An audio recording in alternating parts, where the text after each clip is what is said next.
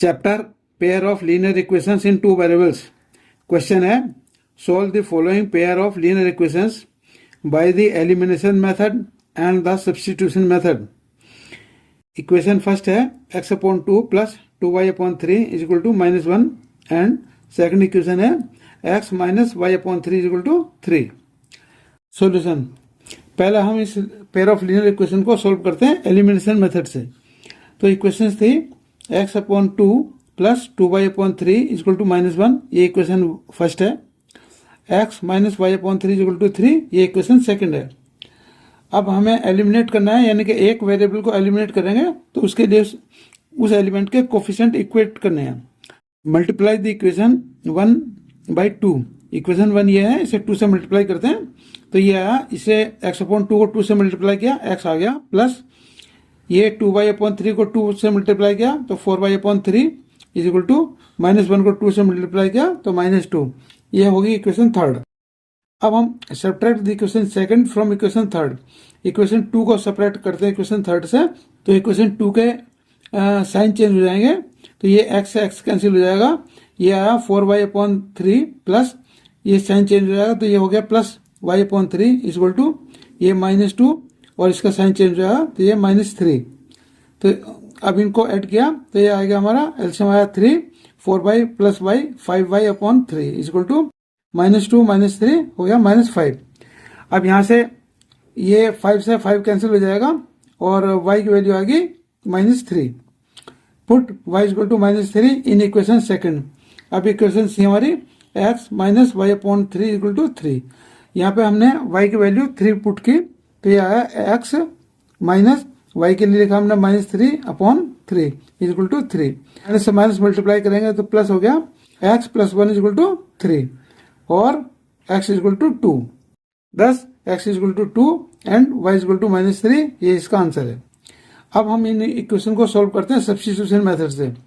तो इक्वेशन थी हमारी x upon 2 plus 2y upon 3 is equal to -1, ये इक्वेशन 1 है। x minus y upon 3 is equal to 3, ये इक्वेशन सेकंड है। अब कंसीडर द इक्वेशन सेकंड। पहले हम इक्वेशन सेकंड को कंसीडर करते हैं।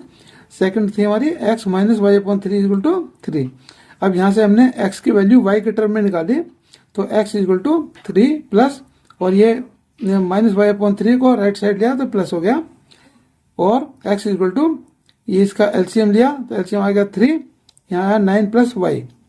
अब ये x की वैल्यू आ गई तो put the value of x in equation first. अब ये x की वैल्यू हम इक्वेशन 1 में रखते हैं। इक्वेशन 1 है हमारी x upon 2 plus 2y upon 3 is equal to -1। तो यहाँ पे हमने ये 1 अपॉन 2 इंटू एक्स के लिए लिखा 9 plus y upon 3 plus 2y upon 3 is equal to -1। अभी यहाँ से 2 इंटू 3 डिनोमिनेटर में आ गया 6 और न्यूमिनेटर में आया 9 प्लस y प्लस ये 2y upon 3 is equal to -1।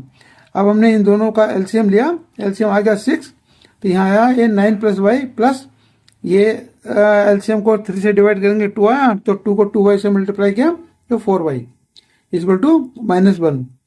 अब ये y प्लस y 5y हो गया प्लस 9 है अपॉन 6 इज इक्वल टू -1। अब यहाँ से क्रॉस मल्टीप्लाई किया तो ये आ गया 9 plus 5y is equal to -6 और 5y इज इक्वल टू -6 और ये 9 माइनस हो जाएगा राइट साइड में is equal to -15।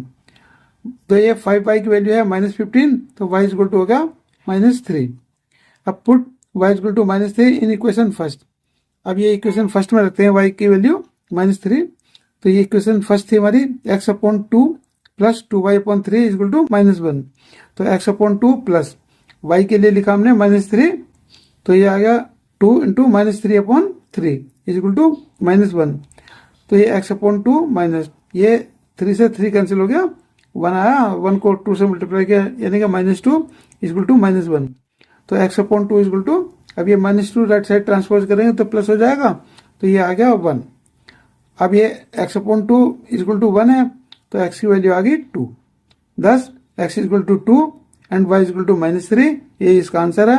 And thanks for watching.